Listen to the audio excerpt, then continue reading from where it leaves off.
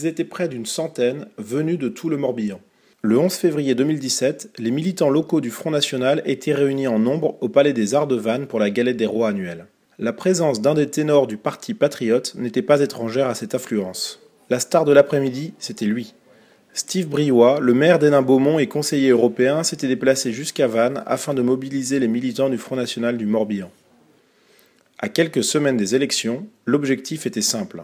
Tout faire pour que Marine Le Pen soit élue présidente de la République. Voilà, je suis militant, j'ai toujours été militant et je le resterai jusqu'à mon dernier souffle. Ça, c'est simple. Nous allons tous devoir redoubler d'efforts. Parce qu'il ne s'agit pas de permettre l'élection de n'importe qui à l'Élysée. Non, c'est de pouvoir faire en sorte que les valeurs qu'on défend depuis tant d'années puissent enfin être appliquées. Alors, on aura des semaines de campagne terribles. Terribles parce que, je vous annonce quand même, mais le système va se déchaîner contre nous. Voilà, il faut s'attendre à des périodes de turbulences importantes, une espèce de cyclone qui va essayer de nous emporter, mais nous résisterons. On disait, Steve Briouat, il n'a jamais dirigé un exécutif, donc il ne saura pas comment se débrouiller dans sa commune. Il est mal entouré, il n'y a personne, il n'a pas d'expérience, il y a un plafond de verre, donc forcément, quand il y a un plafond de verre, il ne pourra jamais faire 50% des voix. Bref, voilà le discours que l'on a subi pendant des semaines et des semaines. Et c'est vrai que pendant des semaines et des semaines, on a subi une campagne de presse d'intoxication. Pendant des semaines, tous les matins, en regardant La Voix du Nord, eh bien, il n'y avait que des articles négatifs sur notre campagne. Et pendant des semaines, nous n'avions tous les matins que des mauvais sondages. Parce qu'à l'époque, on a été gouverné aussi par les sondages. Et les sondages disaient qu'on calait toujours au second tour. Eh bien, il y a eu le vote démocratique le 23 mars 2014. Les habitants de la ville d'Hénin-Beaumont se sont prononcés et, manque de bol pour eux, j'ai été élu au premier tour avec 50% des voix. Après le discours de Steve Briouat, les militants morbihanais ont salué la personnalité combative de l'élu Picard. Steve Briouat est un gars modeste et il a su séduire sa région et il vient nous voir et nous sommes venus l'accueillir. C'est la première fois que je le voyais, mais son discours il était très bien. On est venu spécialement pour lui, pour le voir. Steve Briouat, c'est un maire de proximité qui a su montrer qu'il était proche de ses administrés. Et voilà, c'est un exemple pour tous ceux qui veulent se présenter aux élections locales. Steve Briouat était brillant dans ses explications. Voilà, il a fait un véritable discours de politique nationale. Il a expliqué aux gens quelle était la situation dans sa ville, de quels moyens le Front National disposait, notamment au niveau des municipalités, pour régler les problèmes.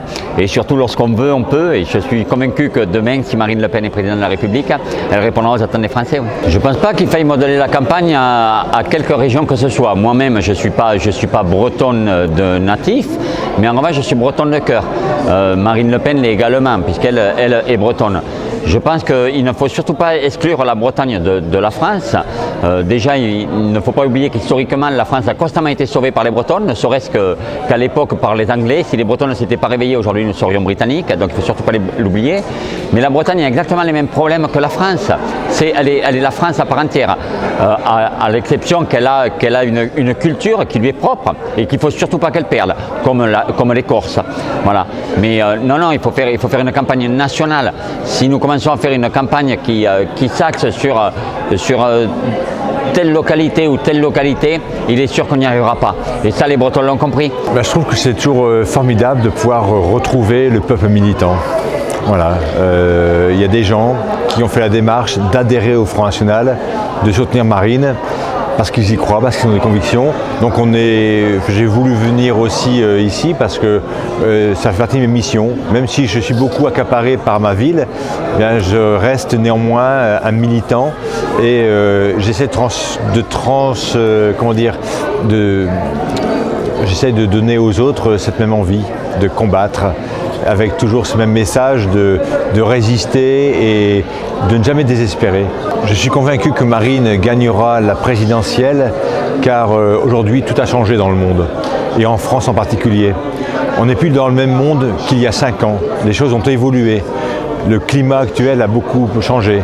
On est dans une société qui est extrêmement divisée, qui est multiple, qui connaît des difficultés économiques, touchée par le chômage, touchée par la précarité et aussi touché malheureusement dans sa sécurité, dans sa chair, par les attentats et par tout ce qu'on avait prévu, tout ce qu'on avait annoncé malheureusement.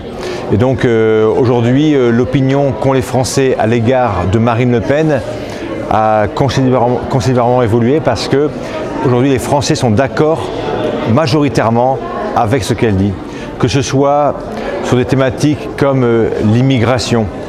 Hier, ils n'approuvaient pas totalement ce qu'on disait. Aujourd'hui, ils approuvent sur la justice, sur le laxisme, sur l'autorité, sur les frontières, sur le protectionnisme, sur notre rapport à l'Europe. Hier, c'est des choses qui étaient assez loin dans la tête des gens. Aujourd'hui, c'est différent. Aujourd'hui, les Français sont en grande majorité d'accord avec ce que nous proposons. Donc on a gagné la bataille idéologique, la bataille des idées. Donc maintenant, il ne reste plus qu'à transformer cette bataille idéologique, cette victoire idéologique en victoire politique. Je pense que la France, bien sûr, c'est une république unie indivisible, mais c'est aussi c'est tous ces territoires, ces identités qui sont différentes, mais c'est ce qui fait le charme, je crois, à la diversité. Alors, diversité au niveau de la France, j'entends bien. C'est ce qui fait aussi le charme de ça. Moi, je souhaite aussi que chaque partie de la France garde ses traditions, qui sont propres, ses patois. Dans un coin, chez moi, c'est plutôt un patois qu'un nank. Mais non, mais voilà, sérieusement, chaque partie de la France, chaque territoire, chaque province ou chaque entité a ses particularités qu'il faut maintenir. Ce qu'on appelle les patois ou les langues régionales, ça dépend un peu. Il y a des endroits où c'est beaucoup plus fort, des endroits où ça n'existe pas. Mais c'est important de maintenir cette diversité tout en faisant passer d'abord l'intérêt national. Voilà. C'est-à-dire qu'on doit se sentir français avant picard, avant breton malheureusement.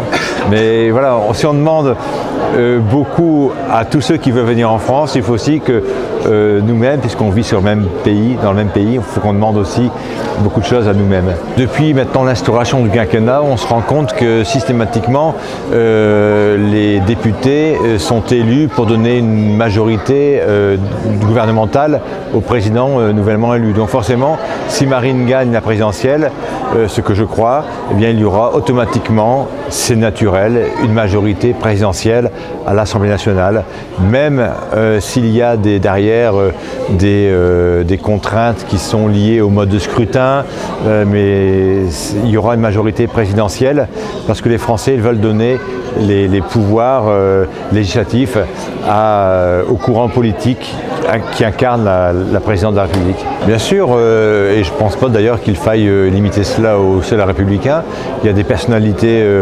intéressantes en France qui peut-être pour l'instant ne veulent pas trop se mouiller pour X raisons, mais qui pourraient nous apporter un coup de main sérieux. Il y a des personnalités comme ça parce qu'au contraire, Marine avait indiqué récemment qu'elle préférait avoir un Premier ministre qui ne soit pas issu des rangs du Front National. C'est une bonne chose. La condition, c'est bien sûr qu'il soit patriote et qu'il défende l'essentiel. Parce qu'on a beaucoup critiqué Sarkozy avec son ouverture à la gauche. Donc là, il y avait une fracture. Parce qu'il avait fait venir dans son gouvernement des personnes qui n'avaient rien à voir avec le programme sur lequel il avait été élu. Néanmoins, en France, heureusement, il existe dans différents courants politiques des gens qui partagent notre vision. Il y avait même ce communiste, l'ancien maire de Vénissieux, je crois, ou de Vaux-en-Velin, je ne sais plus, près de Lyon, qui partageait beaucoup d'idées du Front National. D'ailleurs, il a été un peu mis sur le côté, André Guérin. Non mais sérieusement, ça veut dire que demain, si on accède au pouvoir, bien sûr, on demandera une seule chose, c'est que ceux qui veulent nous soutenir, participer avec nous à la refonte de la France, eh bien, soient d'accord avec nous sur l'essentiel.